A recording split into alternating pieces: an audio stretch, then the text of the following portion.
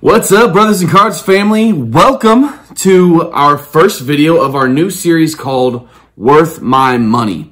Now, in this series, we're going to be focusing on different rounds of athletes who we believe are, a good investment, or at least evaluating the investment in terms of sports cards. In this first series, we're going to focus on the quarterbacks in the 2021 NFL Draft.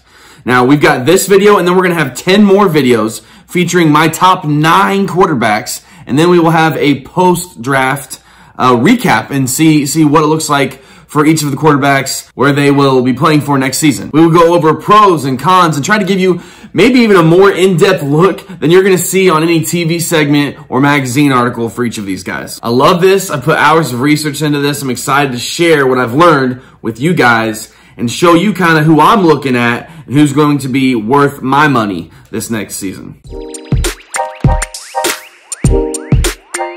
After this series of Worth My Money, we plan on having more rounds in the future where we could talk about, different bits of athletes from different sports or whatever you guys want to talk about. So if you have any ideas, if there's anybody that you've been thinking about, or if there's any group of players you'd like to learn more about, definitely hit us up because I'm excited for this series and I think it's going to be something we do for a long time. Now, at the end of this video, I am going to give some honorable mentions to my top quarterbacks from the 2021 NFL Draft class.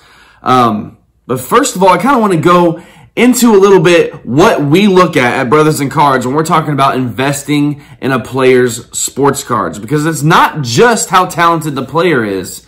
There's a lot of factors that we look into. The truth is that high draft picks typically go to bad teams, and bad teams most of the time lead kind of a down sports market. There are definitely some exceptions to that, but for the most part, those high draft picks are struggling with their fan bases. Can a single player change that? Sometimes. But let's take a look at the other factors that help us decide whether a player's sports cards are worth my money. One of the first things I look at, and something that's always on my mind, is how big the sports market is for that specific city. For example, New York City is the #1 sports market in all of sports. There's a lot of money circling around all the New York sports teams, not just in New York City, but in the state of New York, in the country, in fact, even worldwide. The New York sports market is the biggest in all of sports. And now, even though some of their teams are down right now, pretty significantly actually, kind of across the board, there's still a lot of potential there. Success is going to create new hype. And the bigger the pool that we can have when that hype hits, the better. So we really look at big markets. And here's our list of top 10 markets that you see here. This is kind of just relating to the NFL teams, but really those cities that fit those teams can apply to other sports as well. Another thing that we look at is current fan bases. There's a few different sources that put out like the top 10 fan bases every year. This is the one that we looked at that we felt like was the most interesting and maybe most accurate for right now. You can see that the Saints are #1 on that list. I was a little bit surprised by that. But I'm interested to see if that changes or not with Drew Brees retiring. But I thought this was just a pretty good list that captured all the ones that we feel fit in that top 10 spot. Now, with a bigger fan base comes, obviously more fans, more dedicated fans. More dedicated fans can turn into more collectors, into more buyers. So a big fan base is something that we really factor in as well. The third thing that we factor in is our experience. We've been a sports card business for like 5 years now. We've really kind of done exponentially more in the last few years than we did before that. So we're looking at our own experience from the last couple years to really determine, what is selling the most? What are we selling the most of? Because, while the Saints might have the #1 fan base in the NFL, if the majority of that fan base doesn't follow us at Brothers and Cards, or doesn't follow our eBay store, then, it's not really going to do us much good to have that knowledge, right? So we looked at the top 10 teams that we typically see the best sales with, or the fastest sales with what we do on eBay, with what we do in our groups and Instagram, all of those things. And here's that list. I don't know if the Cowboys are a factor because Andy is such a big Cowboys fan, but it seems to be that they sell hot everywhere. Some factors that are not on this list, we did not include the Colts or the Bears on this list. They probably belong on there with our experience, but since we live in Indiana, we kind of thought that might be an outlier affecting that. So outside of the Colts and Bears, this is the top 10 teams that we see in our experience of how well cards sell for those teams. The last, and some may argue the most important of these factors that we look into, is the current rankings, right? We just came off of a Buccaneers Super Bowl. 2 years ago, you could barely sell Buccaneers cards at all. However, once they made that run, once they made it to the playoffs, once they won the Super Bowl, we saw all Buc stuff go like this. After the Chiefs won last year and they were the favorites this year, all Chiefs stuff was going like this. But before Patrick Mahomes got there, we wouldn't have put the Chiefs on any of these lists. Yeah, I think current rankings, hold a lot of weight. Who's going to win the Super Bowl this year? I mean, those cards are going to go up, and people are investing in those kind of cards now. So yeah, this last piece here is really important to us with the rankings. Now, we look at all four of these pieces that I just mentioned. We look at all four of these lists, and you can see them here side by side. And what we really want to do is to see, how many of those fit in other lists. And really, there's 4 teams. There's 4 teams that fit 3 of those lists. No teams fit all 4, but 4 teams fit in 3 of those. And that is the Eagles, the Cowboys, Browns, and the Chiefs. And what's interesting is if you think about their quarterback situation, the Browns are locked into Baker Mayfield. The Cowboys are obviously locked into Dak Prescott. The Chiefs are obviously locked into Patrick Mahomes. Sometimes the Eagles are like, yeah, all in on Jalen Hurts. Sometimes the Eagles are like, we're not sure exactly what we're going to do. As of this moment right now, I have no idea what to think of the Eagles quarterback situation. But I think once they commit, that guy is going to be a significant investment. I really think that Jalen Hurts right now, there's some risk there, right? Because we don't know what they're going to do. But because that risk is there, his stuff is kind of down. I think Jalen Hurts is an investment right now. Just looking at some of the things that we look at, we're trying to pick up some of his stuff if we can get it on the cheap. You see here, if we look at this list, there are 9 teams that are in at least 2 of these categories, and that means a lot to us too. What's interesting about these 9 teams is that 6 of them are a little shaky at quarterback. Jets obviously are probably going to draft Zach Wilson. The Bears, they signed Andy Dalton. To me, that's not a definitive move. The Steelers have Big Ben. He's going to retire eventually.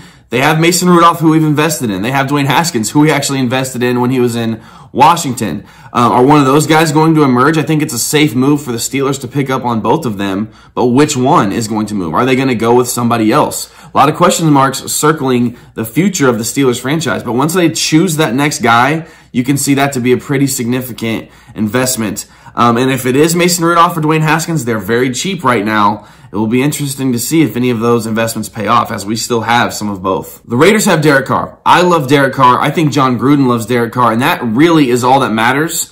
But, there's always a lot of question marks. It seems like when they struggle, they blame Derek Carr, who's pretty successful in a lot of stat lines. So, I don't know. It's interesting. I think Derek Carr is a good quarterback, and if we can get the right cast, can produce a pretty deadly offense.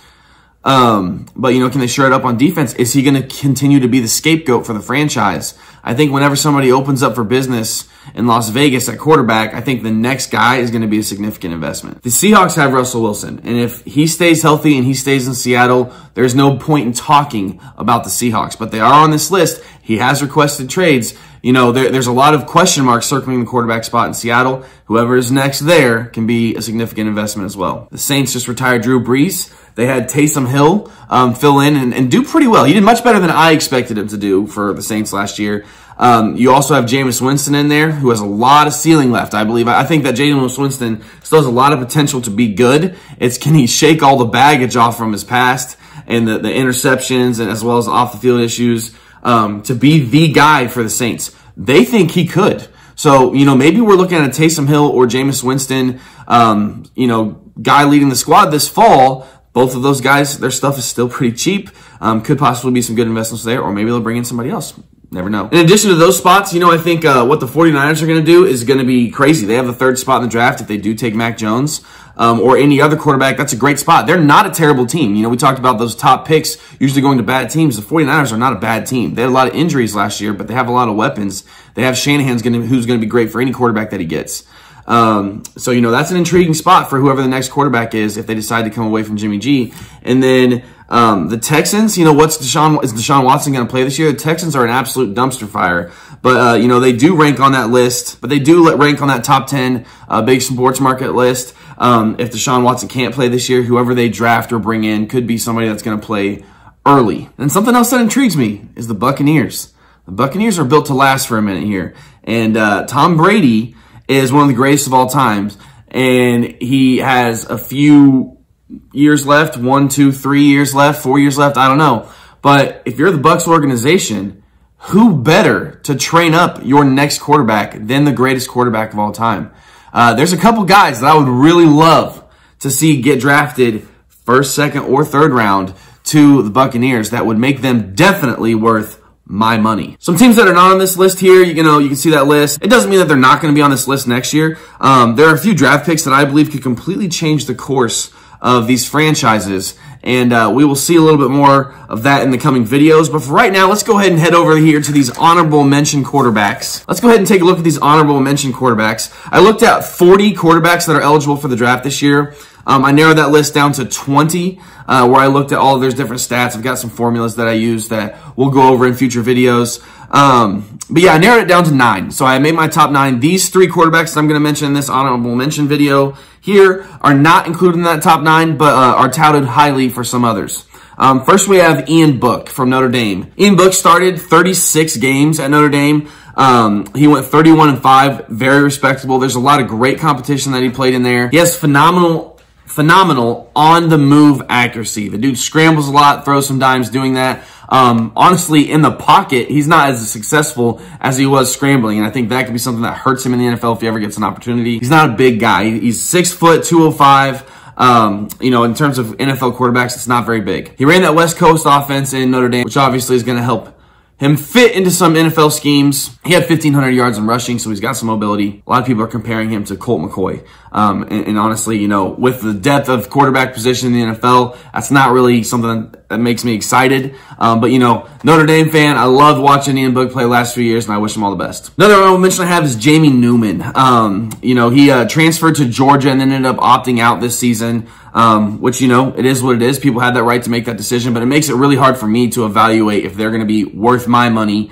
A lot of people have him in the top 10 of this quarterback class.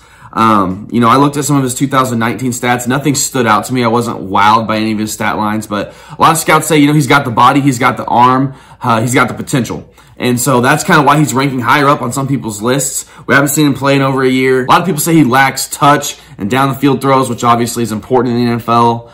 I don't see anything that moves out to me that says, Jamie Newman should be considered a highly touted quarterback. Some people have him in his top 10. That's fine. I think I had him at like 13. We'll see what happens. A guy I'm hearing more and more about that's going to round out my honorable mentions here is Davis Mills from Stanford. He was one of the top recruits, might have been the #1 recruit coming out of high school. Decided to go to Stanford. He's a real smart guy, real professional. He's got the size to be an NFL quarterback. I had him at 8th in my completion percentage rankings, 9th in sacks per attempt, which is something that I think translates to the NFL very well. I had him 12th in my ranking, but a lot of people have him in their top 10 as well. He only has 11 college starts. And to me, I think, more experience, the better when you're coming into the NFL. I don't think he's a play now guy in the NFL, but, I think he's going to get drafted. Some people have him going as early as 2nd or 3rd round. I think it's probably going to be later than that. But, we'll see. When I looked at him as a draft prospect, I say he's average. Nothing like wows me. And there's a huge drop-off, in my opinion, in the top 7 quarterbacks of this year's class and then everybody else, and he doesn't fit in that top 7. But a lot of people are really high on him, and I am intrigued to see where he goes and what opportunity he lands. So there you have it for kind of my plan with this series. Worth my money. We're going to go over 9 quarterbacks in the next 9 videos, and then we'll have a 10th video that has a recap of where they land on draft night. But yeah, I'm excited. Tomorrow night, actually, we're going to get started with our 9th ranked quarterback. So hopefully I'll see you then. And, we'll talk some football.